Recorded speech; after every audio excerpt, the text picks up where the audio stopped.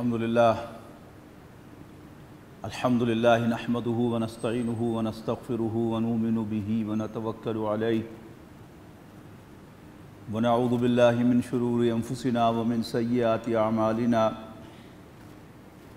من يهده الله فلا مضل له ومن يضلله فلا هادي له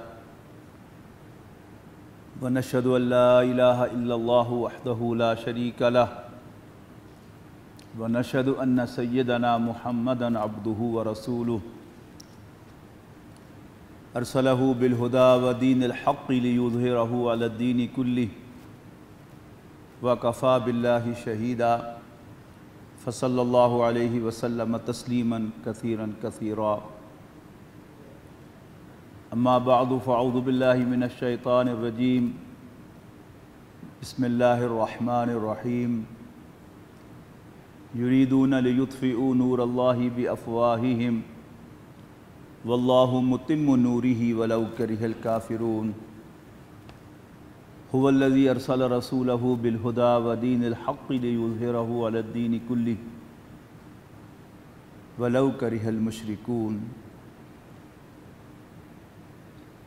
يا أيها الذين آمنوا هل أدلكم على تجارة تنجيكم من عذاب أليم تؤمنون بالله ورسوله وتجاهدون في سبيل الله بأموالكم وأنفسكم ذلكم خير لكم إن كنتم تعلمون۔ محترم بزرگوں، دوستو، عزیزوں اور بھائیوں، نبی اکرم صلی اللہ علیہ وسلم کو اللہ تعالیٰ نے باقی انبیاء کرام کے مقابلے میں ایک مختلف مشن دے کر بھیجا۔ میں کئی بار یہ بات بیان کر چکا ہوں کہ حضرت ہود، حضرت نوح، حضرت صالح علیہ السلام کی دعوت صرف عقیدے تک محدود تھی، جبکہ حضرت لوط علیہ السلام، حضرت شعیب علیہ السلام کی دعوت اس عقیدے کے ساتھ نہی عن المنکر بھی کرتی تھی، یعنی برائیوں سے روکنا۔ حضرت لوط علیہ السلام کی قوم ہم جنس پرستی میں ملوث تھی، لہذا عقیدے کی دعوت کے ساتھ انہوں نے باقاعدہ اس سے روکا۔ اہل مدین، جن کی طرف حضرت شعیب علیہ السلام پیغمبر بنا کر بھیجے گئے، وہ ناپ تول میں کمی کیا کرتے تھے، لہذا حضرت شعیب علیہ السلام نے عقیدے کی دعوت کے ساتھ واضح الفاظ میں انہیں ناپ تول میں کمی کرنے، چیٹ کرنے اور فراڈ کرنے سے منع فرمایا۔ حضرت موسیٰ علیہ السلام 2 بعثتوں کے ساتھ تشریف لائے۔ ان کی پہلی بعثت فرعون اور آل فرعون کی طرف تھی، اور اس کا مقصد فرعون اور آل فرعون سے یہ کہنا تھا باشگاف الفاظ میں، کھلے کھلے الفاظ میں، کہ ارسل معنا بنی اسرائیل کو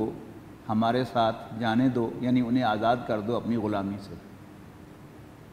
اور حضرت موسیٰ علیہ السلام کی دوسری بعثت بنی اسرائیل کی طرف سے، رسولاً الی بنی اسرائیل، بنی اسرائیل کی طرف بھیجے ہوئے رسول۔ جہاں تک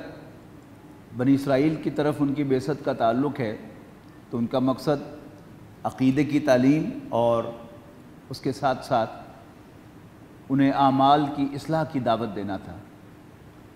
لیکن ان کی بعثت کے پہلے فیز میں فور فرنٹ پر ان کی بعثت فرعون اور آل فرعون کی طرف تھی، لہذا پہلا مقصد وہی تھا، بنی اسرائیل کو فرعون کے پندے سے نجات دلانا، اور اس میں حضرت موسیٰ علیہ السلام کو مدد دی اللہ تعالیٰ نے خاص معجزے کے ذریعے، کہ انہیں حکم دیا کہ آپ سمندر میں اپنا عصا ماریں۔ انہوں نے عصا مارا اور سمندر پھٹ گیا، 2 پانی کے تودے یوں کھڑے ہو گئے اللہ تعالیٰ کے حکم سے، اور اللہ تعالیٰ ہر چیز پر قادر ہے، اس میں کوئی اچنبے کی بات، کوئی تشویش کی بات، کوئی حیرانی کی بات نہیں ہے۔ ایز لانگ ایز ہم سمجھتے ہیں کہ اللہ تعالیٰ ہر چیز پر قادر ہے تو وہ کچھ بھی کر سکتا ہے۔ آج جو قوانین کار فرما ہیں وہ بھی اللہ تعالیٰ کے بنائے ہوئے ہیں، لیکن اللہ تعالیٰ اسٹل ان پارٹ ہے، وہ ریٹائر نہیں ہو گیا۔ عام کیا ہوتا ہے کہ کوئی صدر، کوئی وزیر اعظم یا کوئی افسر ایک حکم پاس کرتا ہے تو جب تک وہ کرسی پر موجود رہتا ہے تو وہ خود ہی اپنے حکم کو تبدیل بھی کر سکتا ہے، لیکن ریٹائر ہو جائے تو اس کا اختیار یا برطرف ہو جائے تو اس کا اختیار نہیں رہتا۔ اللہ تعالیٰ اپنی کرسی پر براجمان ہے ہمیشہ ہمیش کے لیے۔ آج اس نے یہ حکم دیا تھا، اس کے مطابق دنیا کا نظام چل رہا تھا، کل کو وہی دوسرا حکم دے سکتا ہے تو نظام اس پر چلے گا۔ وہ اپنے بنائے ہوئے قوانین کو جب چاہے سسپینڈ کر دے اور جب چاہے ختم کر دے، کوئی اسے پوچھ نہیں سکتا۔ تو اللہ تعالیٰ نے اپنے ہی بنائے ہوئے قانون کو کہ پانی اپنی سطح ہموار رکھتا ہے، اس کو عارضی طور پر معطل کر دیا۔ پانی کے دو تودے دائیں بائیں کھڑے ہو گئے اور درمیان میں خشک راستہ بن گیا، گیلا راستہ نہیں، خشک راستہ، اور اس میں بنی اسرائیل گزر گئے۔ اور فرعون اور آل فرعون جب اندر داخل ہوئے ان کے پیچھے پیچھے، تو پانی کو دوبارہ چلنے کا حکم دے دیا اللہ تعالیٰ نے، اور یوں فرعون اور آل فرعون اس دریا میں، سمندر میں غرق ہو گئے۔ اس کے بعد حضرت موسیٰ علیہ السلام کی دوسری بعثت فور فرنٹ پر آ گئی۔ وہ دوسری بعثت کیا تھی؟ بنی اسرائیل کی طرف بھیجے ہوئے رسول۔ اب انہیں دوبارہ کوہ طور پر بلایا گیا اور تورات عطا فرمائی گئی۔ تورات میں احکام تھے، لہذا بنی اسرائیل کو حکم ہوا کہ تم ان احکام کو نافذ کرو۔ اب وہ احکام تو باقاعدہ ایک شہری زندگی کے احکام تھے، لہذا انہیں حکم ہوا کہ تم اپنے آبائی ہوم لینڈ فلسطین کو فتح کرو اور فتح کر کے وہاں پر اس قانون کو نافذ کرو، لیکن انہوں نے لڑنے سے انکار کر دیا۔ لہذا حضرت موسیٰ علیہ السلام ان سے بیزار ہو گئے اور انہوں نے کہا اللہ تعالیٰ سے دعا کرتے ہوئے کہ اللہ میرا حکم صرف مجھ پر چلتا ہے، میرا سر تسلیم خم ہے، اور میرے بھائی پر بھی میرا حکم چلتا ہے، اس نافرمان قوم اور ہمارے درمیان تفریق پیدا کر دے، جدائی ڈال دے۔ تو پھر حضرت موسیٰ علیہ السلام کا اور حضرت ہارون علیہ السلام کا اسی صحرا میں انتقال ہو گیا۔ 40 سال تک وہ بھٹکتے رہے اس صحرا میں، اور وہ نسل کے جو صحرا میں پل کر وہیں جوان ہوئی تھی، جب وہ اس قابل ہوئی کہ وہ کمان میں آئے اور آگے بڑھے، تو پھر انہوں نے حضرت یوشع بن نون کی قیادت میں، جو سکسیسر تھے، خلیفہ تھے حضرت موسیٰ علیہ السلام سے کے اور نبی بھی تھے، ان کی قیادت میں جنگ کی، شہر کو فتح کیا، اور پھر وہاں پر یعنی یہودیوں کی جو اس وقت کے مسلمان تھے، گویا مسلمانوں کی حکومت وہاں فلسطین پر قائم ہوئی۔ حضرت عیسیٰ علیہ السلام برج کی حیثیت رکھتے تھے، حضرت موسیٰ اور تورات کی تصدیق کرتے ہوئے نبی اکرم صلی اللہ علیہ وسلم کی خوشخبری دیتے ہوئے تشریف لائے تھے۔ اب نبی اکرم صلی اللہ علیہ وسلم کی تشریف آوری واضح الفاظ میں اللہ کے دین کے قیام کے لیے ہوئی، جو سورہ صف کی 2 آیات بلکہ 4 آیات میں نے آپ کو سنائی ہیں، کہ یہ چاہتے ہیں کہ اللہ کے نور کو اپنی پھونکوں سے بجھا دیں۔ اب سیاق و سباق میں یہ کون ہیں؟ بنی اسرائیل۔ اور آج آپ دنیا پہ نقشے پر اور تمام اگر آپ خبروں سے باخبر ہیں تو بالکل یہ چیز جو ہے وہ عیاں ہو گئی ہے کہ یہودی اسلام کا نام و نشان ختم کرنے کے درپے ہیں، اور ہیلوں بہانوں سے کچھ مسلمانوں کو علیحدہ کر کے انہیں کچھ نہ کچھ دیتے بھی ہیں اپنی طرف سے، شاباش بھی، لیکن حقیقت میں وہ پہلا سٹیپ ہے۔ ایک وقت آئے گا کہ وہ اگر ان کا بس چلے گا تو ایک ایک مسلمان کو وہ ماریں گے اور اس کا وجود ختم کریں گے۔ تو فرمایا یریدون لیطفئوا نور اللہ بافواہہم، یہ اللہ کے نور کو پھونکوں سے بجھانا چاہتے ہیں، منہوں سے، یعنی منہ کی پھونکوں سے بجھانا چاہتے ہیں۔ واللہ متم نورہ ولو کرہ الکافرون، اور اللہ تعالیٰ اپنے نور کو مکمل فرمانے والا ہے، خواہ یہ بات کافروں کو کتنی ہی تکلیف دے، کتنی ہی بری لگے۔ اور پھر فرمایا اس مقصد کے لیے اللہ تعالیٰ نے هو الذی ارسل رسولہ بالہدیٰ، وہی تو ہے جس نے بھیجا اپنے پیغمبر صلی اللہ علیہ وسلم کو الہدیٰ، یعنی کامل ہدایت قرآن مجید دے کر، ودین الحق، اور سچا دین یعنی دین اسلام دے کر، لیظہرہ علی الدین کلہ، تاکہ وہ اس دین کو کل دین پر غالب کر دیں، کل نظام زندگی پر غالب کر دیں، ولو کرہ المشرکون، خواہ یہ مشرکوں کو کتنا ہی برا لگے۔ نبی اکرم صلی اللہ علیہ وسلم کی سیرت پر اگر ایک طائرانہ نظر ڈالیں تو مکی زندگی نبی اکرم صلی اللہ علیہ وسلم کی دعوت کا فیض ہے کہ آپ نے وہی دعوت لوگوں کے سامنے رکھی کہ جس میں آپ نے ان پر واضح کیا کہ تمہارا رب اللہ ہے، اقرأ باسم ربک الذی خلق۔ مکے کے لوگ رسول اللہ صلی اللہ علیہ وسلم کی آمد سے پہلے بھی اللہ تعالیٰ کو توحید کے ساتھ خالق کائنات مانتے تھے۔ فرق کیا ہوا؟ فرمایا گیا کہ وہی جو تمہارا خالق ہے وہ تمہارا رب ہے، تمہارے رب یہ تمہارے سردار نہیں ہیں، اس لیے کہ عربی زبان میں لفظ رب سرداروں کے لیے بنا تھا، رب آقا کو کہتے تھے۔ امیہ بن خلف حضرت بلال کا آقا تھا، تو عربی میں کہنا ہو کہ امیہ حضرت بلال کا آقا تھا تو آپ کے لیے کوئی اور لفظ نہیں ہے سوائے اس کے کہ آپ کہیں کانا امیہ رب بلال رضی اللہ تعالیٰ عنہ، کہ امیہ بن خلف حضرت بلال کا آقا تھا۔ اور دوسرا، آخرت کے بارے میں آپ نے بتایا کہ یہ زندگی کل زندگی نہیں ہے، کلا ان الانسان لیطغی، نہیں انسان سرکش ہو ہی جاتا ہے، اور رآہ استغنی، اس لیے کہ اپنے آپ کو بے پرواہ دیکھتا ہے، بے پرواہ پاتا ہے۔ ان الی ربک الرجعی، اے انسان تجھے اپنے رب کے حضور لوٹنا ہے۔ تو یہ بات جو ہے یہ پہلے دن سے آپ نے فرمائی، اگرچہ مکی صورتوں میں ان 13 سالوں میں کہیں کہیں قرآن مجید میں اس بات کا بھی ذکر ہے کہ نبی اکرم صلی اللہ علیہ وسلم کے ذمے ہے اللہ کے دین کو غالب کرنا، اللہ تعالیٰ کی کبریائی کو قائم کرنا، لیکن اس کا ڈھنڈورا نہیں پیٹا گیا، صرف کریم نکالی گئی اس معاشرے سے کہ جو حق کو جان کر مان لینے والے ہیں انہیں وہاں سے نکالا گیا، انہیں تشدد کی بھٹی میں سے پکایا گیا، اور نبی اکرم صلی اللہ علیہ وسلم ان ساتھیوں کو لے کر مدینہ منورہ منتقل ہوئے، اور پھر مدینہ میں سے بھی جو صالحین تھے، متقین تھے، جو حق گو تھے، حق کو پہچان کر ماننے والے، وہ نبی اکرم صلی اللہ علیہ وسلم کے دست و بازو بنے، اور پھر ان دو بازوؤں سے، ایک مہاجرین اور ایک دوسرا انصار، ان بازوؤں سے نبی اکرم صلی اللہ علیہ وسلم نے کفر کو للکارا، اور مکہ مکرمہ کے رہنے والوں کو یہ پیغام دیا کہ میں زندہ ہوں، اور میں تمہاری معاشی ناکہ بندی بھی کر سکتا ہوں، اور تمہاری شہرک بھی کاٹ سکتا ہوں، اور تمہیں معاشرتی اعتبار سے، سیاسی اعتبار سے آئسولیٹ بھی کر سکتا ہوں۔ اس لیے کہ آپ نے مدینہ منورہ تشریف لا کر پہلے 6 ماہ میں 3 کام کیے، مسجد نبوی کی تعمیر فرمائی، اور نبی اکرم صلی اللہ علیہ وسلم نے مسلمانوں کے درمیان، مہاجرین اور انصار کے درمیان بھائی چارہ قائم فرمایا، اور تیسرے نمبر پر مدینہ کے رہنے والے تمام قبائل کے درمیان آپ نے ایک معاہدہ کرایا دوستی کا، استحکام کا، مل جل کر رہنے کا، جسے میثاق مدینہ کہا جاتا ہے، کہ تمام قبیلے انٹرنلی اٹونومس ہوں گے، البتہ وہ آپس کے معاملات لڑ کر نہیں، ٹیبل پر بیٹھ کے طے کریں گے، اور اگر باہمی گفت و شنید سے وہ مسئلہ حل نہ کر سکے تو نبی اکرم صلی اللہ علیہ وسلم کا فیصلہ آخری فیصلہ ہوگا جس کے ماننے کے سب پابند ہوں گے، اور باہر سے جب بھی کسی فریق پر کوئی حملہ ہوگا مدینہ منورہ پہ تو سب مل کر دفاع کریں گے۔ اس طرح گویا نبی اکرم صلی اللہ علیہ وسلم مدینہ منورہ کے کانسٹیٹیوشنل ہیڈ بن گئے، اور نبی اکرم صلی اللہ علیہ وسلم نے یہودیوں کے ہاتھ باندھ دیے کہ وہ قریش کی مدد نہ کر سکے۔ جب وہ معاہدہ کر رہے تھے تو انہوں نے اپنے حق میں اس کو ایک خیر سمجھا، لیکن انہیں معلوم نہیں تھا کہ وہ جو الٹیمیٹلی وہ کرنا چاہتے ہیں، یعنی رسول اللہ صلی اللہ علیہ وسلم کو کانٹا معاذ اللہ وہ نکالنا چاہتے ہیں، اور اس کے لیے وہ قریش کی مدد کریں گے، وہ ایسا نہ کر سکے، اور جب بھی انہوں نے کوشش کی تو پھر اس کا انہیں بڑا سخت خمیازہ بھگتنا پڑا۔ اب میں اس کی تفصیل میں نہیں جا رہا۔ نبی اکرم صلی اللہ علیہ وسلم نے 6 ماہ کے بعد اپنے مہمیں روانہ شروع کر دی۔ 8 مہمیں آپ نے روانہ فرمائیں، 4 میں آپ خود شریک ہوئے، یعنی 4 سرایا تھے جن میں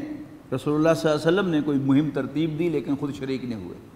انہیں سریہ کہتے ہیں، ایسی مہم کو اس کی جمع سرایا ہے، اور 4 غزوات ہیں، غزوہ اس مہم کو کہتے ہیں جس میں رسول اللہ صلی اللہ علیہ وسلم بنفس نفیس شریک ہوں۔ تو 4 غزوات ہیں، ان سے مکے والوں کو آپ نے یہ پیغام دیا، نتیجتاً آپ جو چاہتے تھے وہ حاصل ہوا، کہ مکے والوں نے اس کو بڑا سیریس آفینس تسلیم کرتے ہوئے، تصور کرتے ہوئے رسول اللہ صلی اللہ علیہ وسلم پر چڑھائی کرنے کا فیصلہ فرمایا، جس کے نتیجے میں غزوہ بدر واقع ہوئی۔ اللہ تعالیٰ نے غیر معمولی مدد فرمائی، فتح نصیب ہوئی، اس سے پورے عرب کے اندر رسول اللہ صلی اللہ علیہ وسلم کی دھاک بیٹھ گئی۔ 13 ماہ کے بعد قریش پھر آئے بدلہ لینے کے لیے، لیکن یہاں پر مسلمانوں کی ایک جماعت جس کو رسول اللہ صلی اللہ علیہ وسلم نے ایک اسٹریٹجک پوزیشن پر کھڑا کیا تھا، ان سے ایک اجتہاد کی غلطی ہوئی کہ رسول اللہ صلی اللہ علیہ وسلم کے حکم کی تو انہوں نے تعویل کر لی، لیکن اپنے کمانڈر کا حکم نہیں مانا، جس کی وجہ سے ایک سزا ملی اور جیتی ہوئی جنگ شکست میں تبدیل ہو گئی۔ نبی اکرم صلی اللہ علیہ وسلم بھی اس میں شدید مجروح ہوئے، یہاں تک کہ نبی اکرم صلی اللہ علیہ وسلم کی شہادت کی خبر پھیل گئی، اور بہرحال وہ خبر غلط تھی، اور صحابہ کرام کی ایک جماعت نے پھر رسول اللہ صلی اللہ علیہ وسلم کے آگے گھیرا ڈال لیا اور اپنے سینوں پر وہ تیر سہے جو رسول اللہ صلی اللہ علیہ وسلم پر چلائے گئے تھے کفار کی طرف سے، اور پھر یہ جنگ جو ہے یہ ختم ہوئی، اور قریش کے دل میں اللہ تعالیٰ نے ایک رعب ڈال دیا، اور وہ درمیان میں ہی چھوڑ کر اپنا کام مکمل کیے بغیر واپس بھاگ گئے۔ بہرحال اس کے بعد پھر غزوہ خندق ہے اور بہت سی مہمیں ہیں درمیان میں، اور پھر سن 5 ہجری میں غزوہ خندق واقع ہوا، اور اس میں 1 مہینے کا محاصرہ کیا قریش نے اپنے تمام الائز کے ساتھ، تمام اتحادیوں کے ساتھ مل کر، لیکن کیونکہ رسول اللہ صلی اللہ علیہ وسلم نے خندق کھود لی تھی لہذا وہ اندر نہیں آ سکے، جس کا انہیں وہم و گمان بھی نہیں تھا۔ بہرحال اس کے بعد اللہ تعالیٰ کی پھر خصوصی مدد آئی، اور رات کو شدید آندھی آئی، ٹھنڈی سردیوں کی راتیں تھیں مدینہ منورہ میں، آپ کو معلوم ہے کہ ٹھنڈ ہوتی ہے اچھی خاصی سردیوں کے دنوں میں، اور پھر تیز ہوا چلی جس سے ونڈ فیکٹر کا اضافہ ہوا چل کے اندر، اور شدت اور بڑھ گئی، شامیانے اڑ گئے، اور پھر جو ظاہر ہے 10,000 کا لشکر، اس کے لیے کھانا پکانے کا کتنا اہتمام ہو رہا ہوگا اس کا آپ تصور کیجئے، خیموں کو آگ لگ گئی، اور راتوں رات یہ لشکر تتر بتر ہو گیا۔ اس کے بعد صلح حدیبیہ ہوئی، اس میں نبی اکرم صلی اللہ علیہ وسلم نے خواب دیکھا کہ آپ عمرہ فرما رہے ہیں، وہ خواب اگلے سال کا تھا، لیکن اللہ تعالیٰ نے خود حضور صلی اللہ علیہ وسلم کی تصحیح نہیں فرمائی کہ آپ فرشتہ بھیجتے اور آپ کو بتا دیتا کہ نہیں اس سال نہیں، آپ نے اگلے سال جانا ہے، یہ اللہ تعالیٰ کی مرضی تھی۔ وہاں پہنچایا اور صلح حدیبیہ کرا دی۔ ایک بہت بڑا بریک تھرو تھا کہ قریش نبی اکرم صلی اللہ علیہ وسلم سے نیگوشیٹ کرنے پر آمادہ ہو گئے، اور یہ بہت بڑی فتح تھی سیاسی اعتبار سے رسول اللہ صلی اللہ علیہ وسلم کی، لہذا قرآن مجید نے بھی اس کو فتح مبین قرار دے دیا۔ اگلے سال عمرہ قضا ہو گیا، اور پھر 8 ہجری میں نبی اکرم صلی اللہ علیہ وسلم نے مکہ مکرمہ پر چڑھائی کی، اور بڑے ہی پرسکون طریقے سے نبی اکرم صلی اللہ علیہ وسلم کو فتح نصیب ہوئی، گنتی کے چند خون، یعنی صلح غزوہ بدر میں، غزوہ احد میں 70 یعنی ہلاکتیں ہوئی تھیں۔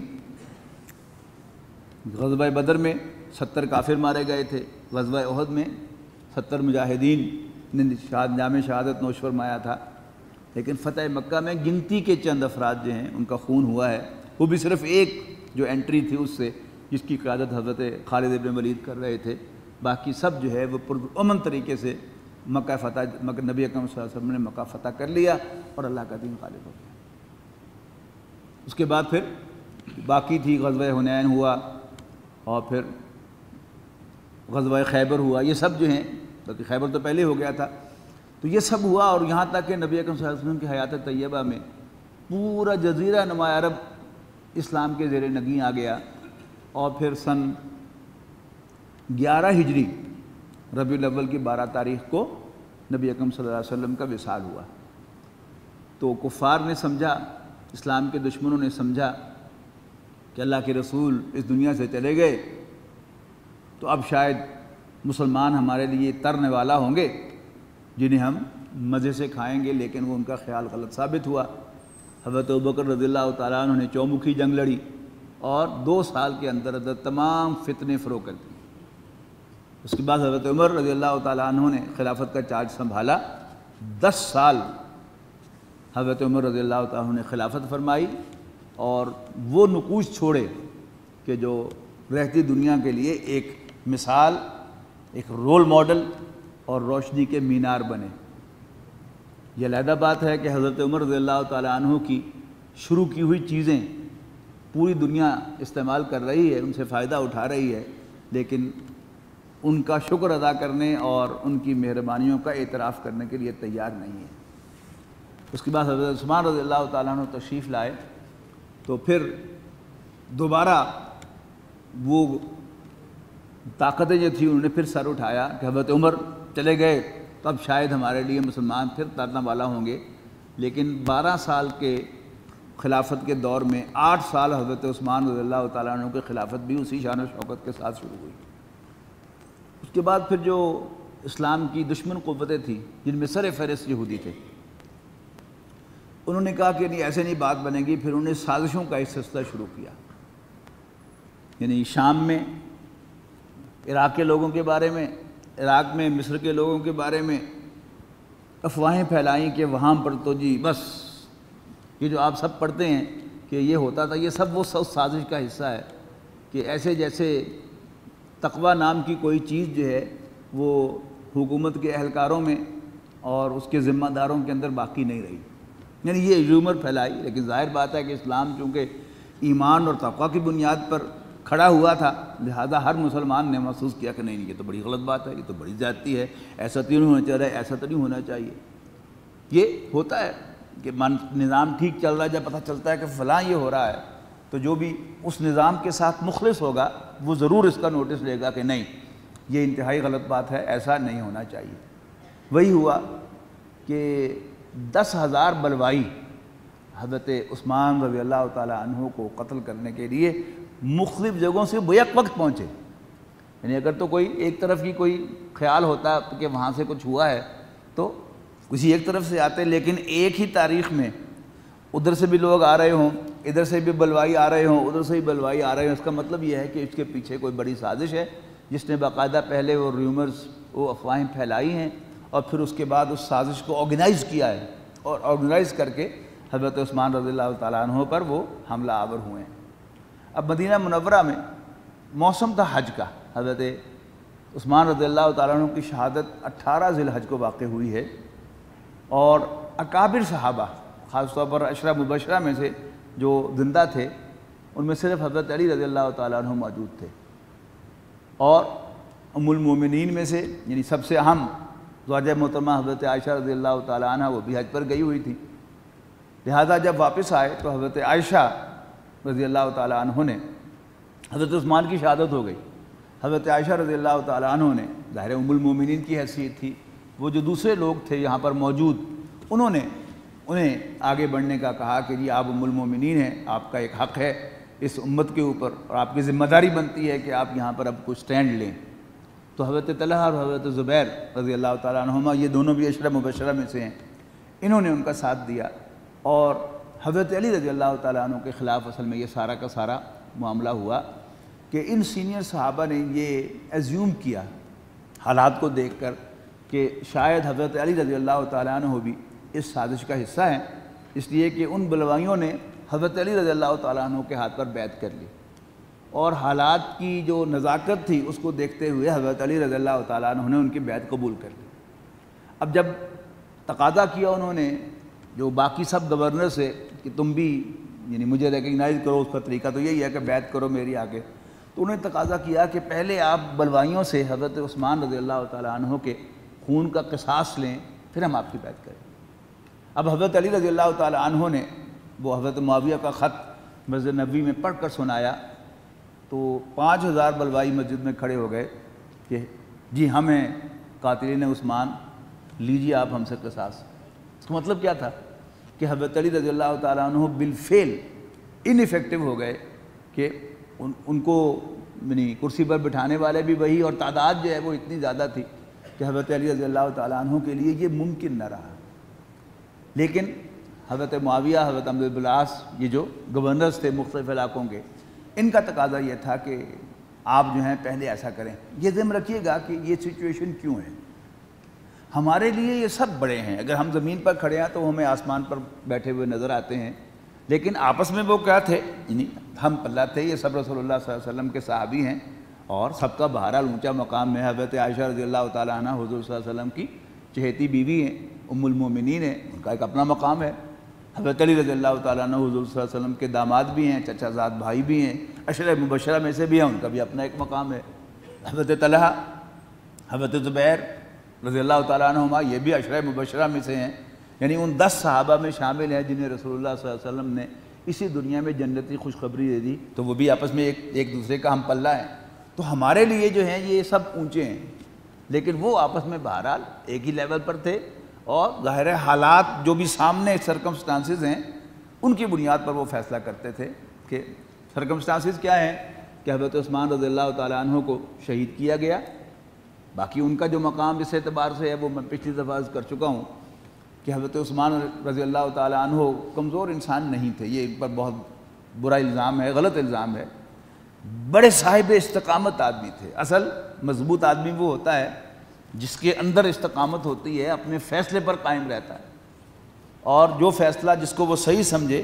اس پر طاقت ہونے کے باوجود اس کے خلاف عمل نہیں کرتا۔ یعنی امیر المومنین تھے، مسلمان افواج تھیں،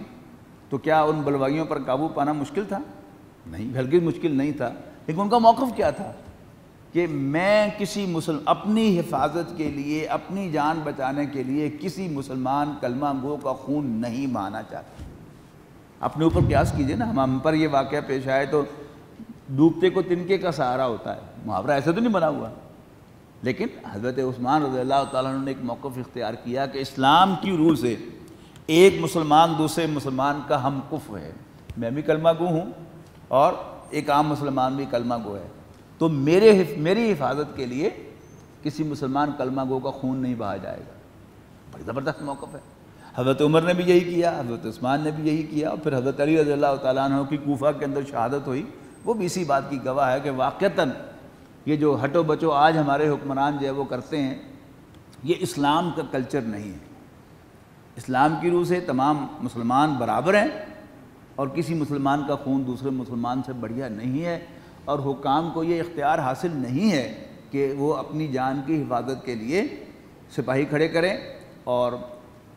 جو حکومت کے اہلکار ہیں انہیں قربانی کا بکرا بنائیں۔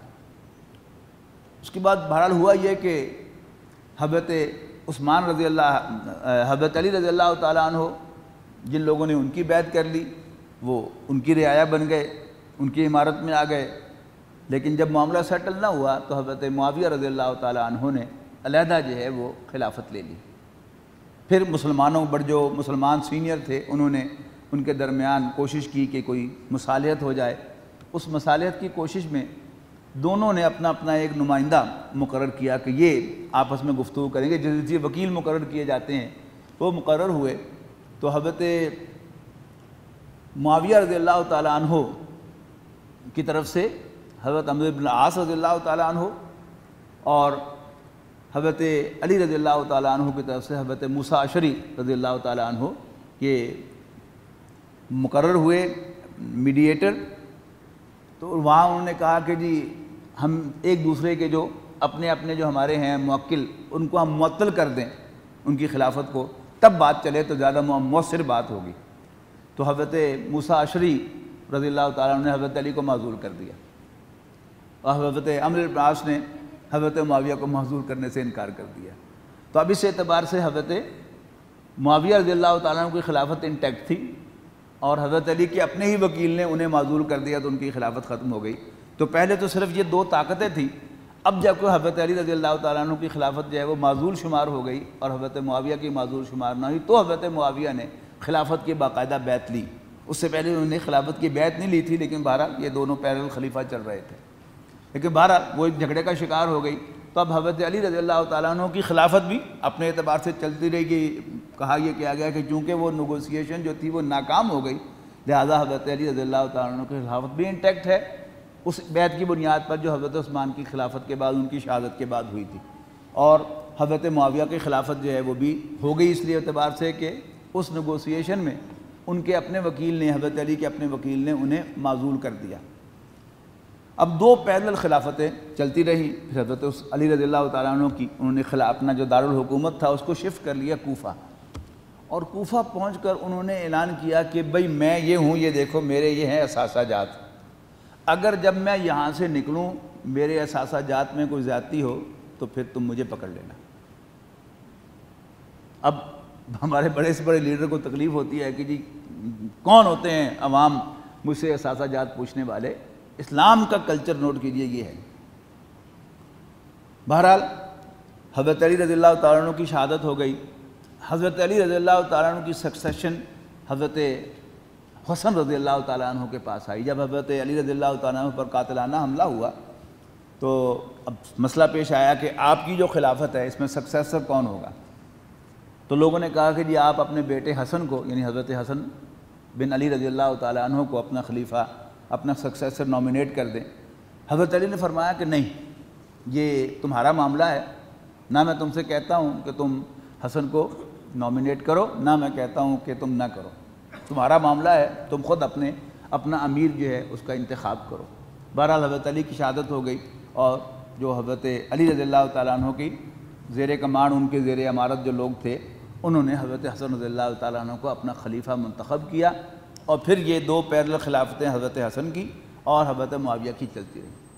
حضرت حسن رضی اللہ تعالیٰ عنہ جب چھوٹے تھے تو رسول اللہ صلی اللہ علیہ وسلم نے ان کے بارے میں ایک پیشین گوئی فرمائی تھی کہ میرا یہ بچہ مسلمانوں کے دو گروہوں میں صلح کرائے گا۔ اب وہ پیشین گوئی کے سچ ہونے کا وقت آ گیا۔ حضرت حسن رضی اللہ تعالیٰ عنہ نے حضرت معاویہ کو پیشکش کی کہ آئیے ہم متحد ہو جائیں اور اپنے میں سے کسی ایک پر اتفاق کر لیں، اور میں چاہتا ہوں کہ میں آپ کے حق میں دستبردار ہو جاؤں تاکہ امت مسلمہ پھر سے وحدت بن جائے۔ تو حضرت معاویہ رضی اللہ تعالیٰ عنہ نے ڈبل رسپونڈ کیا اور ایک خاص خالی پیپر اس پر دستخط کر کے بھیج دیے ان کی طرف، آپ جو شرائط یہاں پر لکھ دیں مجھے قبول ہیں۔ اور یوں پھر مسلمانوں کی امت جو تھی، امت مسلمہ، وہ ایک ہو گئی حضرت معاویہ رضی اللہ تعالیٰ عنہ کی قیادت میں۔ اچھا، اب ایک دوسرا پروفائل دیکھیے کہ جب حضرت عمر رضی اللہ تعالیٰ عنہ پر حملہ ہوا، قاتلانہ حملہ، تو انہوں نے مسلمانوں کا ایک اجلاس بلایا، جو اس وقت مجلس شورا تھی، بنائی ہوئی تھی، انہوں نے اس کی تفصیل میں بیان کر چکا ہوں، ان سے مشورہ کیا۔ تو کسی نے حضرت عمر کو مشورہ دیا کہ آپ عبداللہ کو نامینیٹ کر دیں، عبداللہ ابن عمر کو، حضرت عمر کے بیٹے کو۔ لیکن حضرت عمر رضی اللہ تعالیٰ عنہ بہت دور اندیش آدمی تھے، بہت دور اندیش آدمی۔ تو انہوں نے، میں کہا کرتا ہوں کہ انہوں نے فائل دور پھینک دی، غصے کا اظہار کر کے، ایک ایسے شخص کو میں خلافت دے دوں، امارت دے دوں کہ جس کو طلاق دینی بھی نہیں آتی۔ وہ ایک جوانی کا واقعہ تھا حضرت عمر رضی اللہ تعالیٰ، حضرت عبداللہ ابن عمر کا، کہ حضرت عمر رضی اللہ تعالیٰ عنہ نے حضرت عبداللہ ابن عمر سے کہا کہ تمہاری بیوی جو ہے یہ ٹھیک نہیں ہے، اس کو طلاق دے دو۔ تو وہ حضور صلی اللہ علیہ وسلم سے مشورہ کرنے کے لیے چلے گئے کہ میرے ابا کہہ رہے ہیں کہ میں اپنی بیوی کو طلاق دے دوں، تو میرے لیے کیا حکم ہے؟ تو حضور صلی اللہ علیہ وسلم نے فرمایا کہ عمر کہہ رہا ہے تم طلاق دے دو، تم مجھ سے پوچھنے کے لیے آ گئے ہو؟ تو وہیں کھڑے کھڑے حضرت عبداللہ ابن عمر نے اپنی بیوی کو طلاق دے دی، جبکہ وہ ایام میں تھی۔ تو یہ کیا ہے؟ ایام میں، جب بیوی ایام میں ہو تو اس کو طلاق دینا مکروہ ہے اسلام میں۔ تو اس کو بنیاد بنایا حضرت عمر رضی اللہ تعالیٰ عنہ نے۔ حالانکہ اس کے بعد حضرت عبداللہ ابن عمر رضی اللہ تعالیٰ عنہما یہ محدثین کے امام ہیں۔ سنت رسول سے ان کو جتنا شغف تھا، اس کا آپ اندازہ اس سے لگائیے کہ آپ حج کے سفر پر گئے۔ اب چونکہ حدیث جو ہے ان کو شغف تھا ان کا بہت بڑا، بہت بڑے محدث تھے، تو ساری احادیث سے ٹریس کر کر کے کہ رسول اللہ صلی اللہ علیہ وسلم نے سفر حج کے دوران کہاں کہاں پڑاؤ ڈالا تھا، وہیں پڑاؤ ڈالا۔ اور جہاں ان کو روایات سے معلوم ہوا کہ یہاں پر رسول اللہ صلی اللہ علیہ وسلم جو تھے وہ حاجت کے لیے بیٹھے تھے، تو وہاں حاجت پوری نہیں کی، ظاہر ہے کوئی جھاڑی اس وقت وہاں پر نہیں تھی، تو اسی جگہ پر، جس جھاڑی کے اندر، جس جگہ وہ جھاڑی تھی جس میں رسول اللہ صلی اللہ علیہ وسلم نے رفع حاجت فرمایا تھا، تو حضرت عبداللہ ابن عمر وہاں بھی بیٹھے تھے۔ لیکن حضرت عمر رضی اللہ تعالیٰ عنہ نے یہ ٹریڈیشن نہیں بنائی کہ باپ اپنے بیٹے کو نامینیٹ کرے، لہٰذا ان کی جوانی کے اس واقعے کا بنا کر، بنیاد بنا کر انہوں نے وہ فائل دور پھینک دی۔ اب چونکہ یہ مسئلہ آیا ہے آپ کے سامنے، اس پر پھر ہمارے ہاں ایک اختلاف ہے کہ کیا والد کو یہ حق حاصل ہے کہ وہ بیٹے کو حکم دے کہ اپنی بیوی کو طلاق دے دے؟ اس پہ اختلاف ہے۔ بعض لوگ تو یہ سمجھتے ہیں کہ چونکہ حضور صلی اللہ علیہ وسلم نے فرمایا کہ تمہارے باپ نے تمہیں کہا ہے تو پھر تم دیر کیوں کر رہے ہو۔ بعض تو یہ کہتے ہیں کہ باپ کو یہ حق حاصل ہے، لیکن جو محتاط فقہا ہیں ان کی رائے یہی ہے، جو غور و فکر کے ساتھ اپنی رائے قائم کرتے ہیں، کہ وہ حضرت عمر تھے رضی اللہ تعالیٰ عنہ باپ، اور میں اور آپ، ہم حضرت عمر کے طرح سمجھدار باپ نہیں ہیں، لہذا اگر میں اپنے بیٹے کو حکم دے دوں تو میرے بیٹے پر لازم نہیں ہوگا کہ وہ میرے کہنے پر اپنی بیوی کو طلاق دے، اس لیے کہ میں عمر بن خطاب نہیں ہوں رضی اللہ تعالیٰ عنہ۔ وہ بہت اونچے لوگ تھے، ان کی سمجھداری جو ہے اس کے پاس بھی نہیں ہم جا سکتے۔ تو جوانی کے واقعے کا بنیاد بنایا، حالانکہ اب وہ عبداللہ ابن عمر نہیں تھے، اب ایک فقیہ تھے۔ اور آپ کو معلوم ہونا چاہیے ہماری 4 فقہوں میں سے 3 فقہیں وہ عبداللہ ابن عمر کی فقہ پر ہیں۔ حضرت امام ابو حنیفہ رحمۃ اللہ علیہ یہ عبداللہ ابن مسعود کے شاگرد در شاگرد ہیں، لہذا وہ عبداللہ ابن مسعود کی فقہ پر ہیں، جبکہ حضرت امام مالک رحمۃ اللہ علیہ وہ شاگرد در شاگرد تھے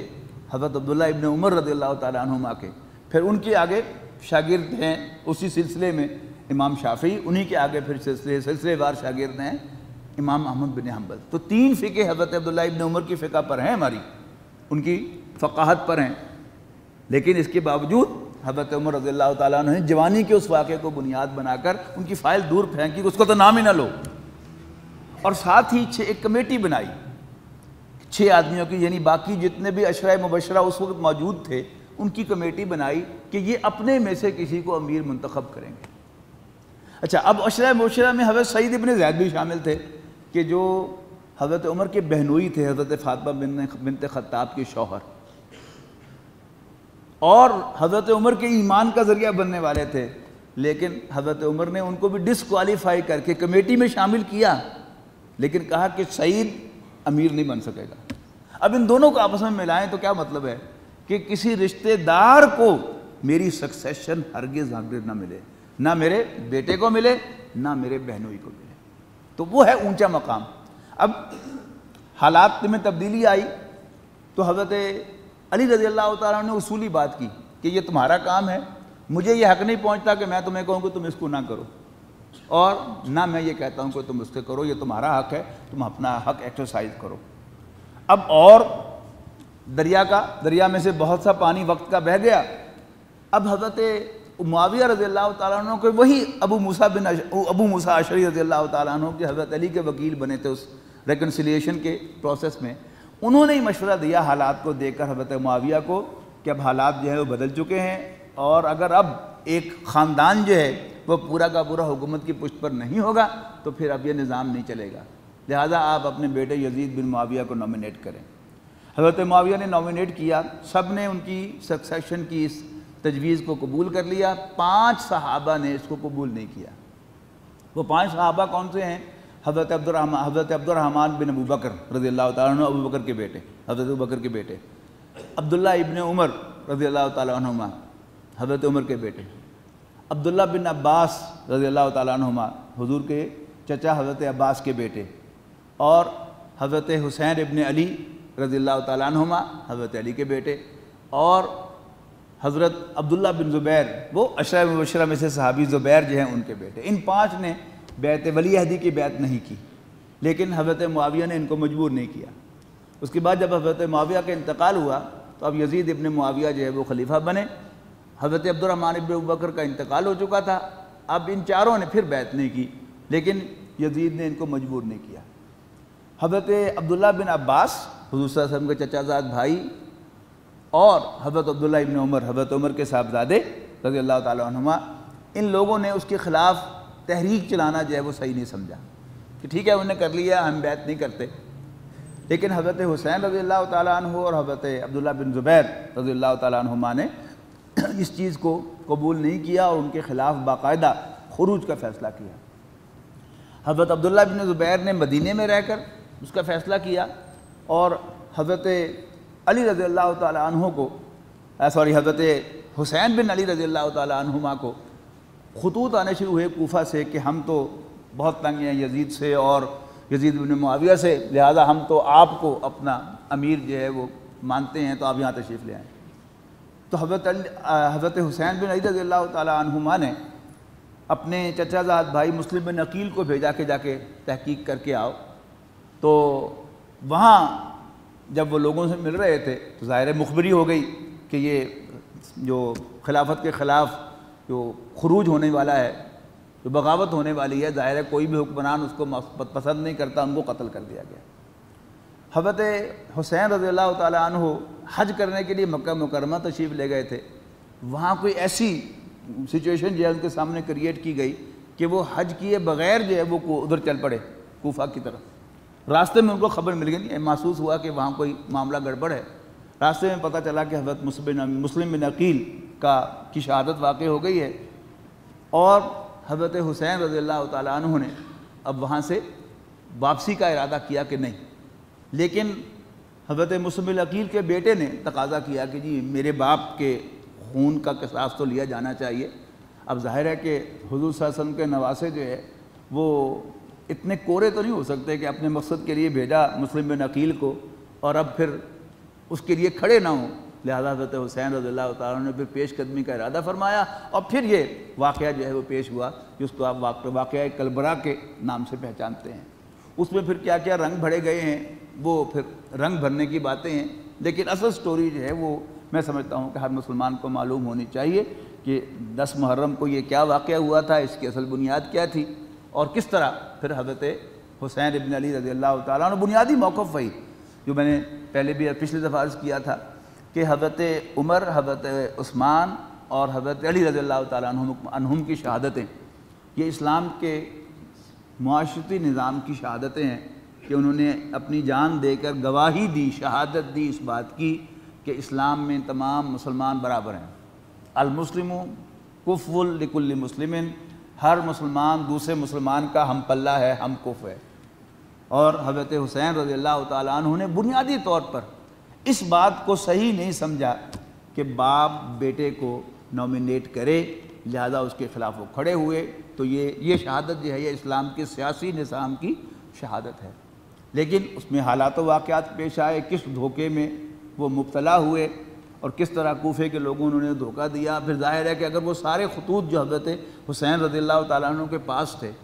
اگر وہ خطوط لے کر جبکہ انہوں نے راستوں میں کہا کہ مجھے یزید امیر کے پاس لے جاؤ، یزید ابن معاویہ کے پاس، تو لوگوں نے پھر انہیں ان کے پاس جانے نہیں دیا، اس لیے کہ اب جب باتیں کھلے گی تو تمام جو کوفے کے لوگ ہیں ان کے جو خطوط ہیں وہ ریکارڈ میں آئیں گے، تو پھر ان کا کیا حال ہوگا وہ انہیں معلوم تھا۔ لہٰذا انہوں نے یہی مناسب سمجھا کہ یہیں پر ان کی جنگ کروائی جائے، اور جس کے نتیجے میں حضرت حسین رضی اللہ تعالیٰ عنہ کی شہادت واقع ہوئی۔ اللہ تعالیٰ ان تمام شہداء کے درجات کو بلند فرمائے، اور ہم میں سے ہر مسلمان بلکہ انبیاء کرام کے تمام مسلمان ان کا جنازہ پڑھا جاتا ہے۔ اس کا مطلب کیا ہے کہ اللہ تعالیٰ سے مغفرت کی درخواست کی جاتی ہے۔ تو ظاہر ہے یہ سب ان سے اگر کوئی خامی، کوئی کوتاہی، کوئی ججمنٹ کی غلطی ہوئی ہے، اللہ تعالیٰ اس کو بھی معاف فرمائے۔ لیکن بہرحال یہ سب کے سب جو تھے وہ جیسا کہ میں نے عرض کیا کہ اگر ہم زمین پر کھڑے ہوں گے تو ایسا معلوم ہوگا کہ وہ آسمان پر بیٹھے ہیں۔ لہذا ان کا معاملہ ڈسکس کرتے ہوئے ہمیں ادب و احترام کو اپنے ہاتھ سے نہیں چھوڑنا چاہیے، اور ادب کے ساتھ ہی ان کا ذکر کرنا چاہیے، اور ان کے مقام و مرتبہ کے پیش نظر رکھتے ہوئے ان پر گفتگو کرنی چاہیے۔ اقول قولی ھذا واستغفر اللہ ربی ولکم ولسائر المسلمین والمسلمات۔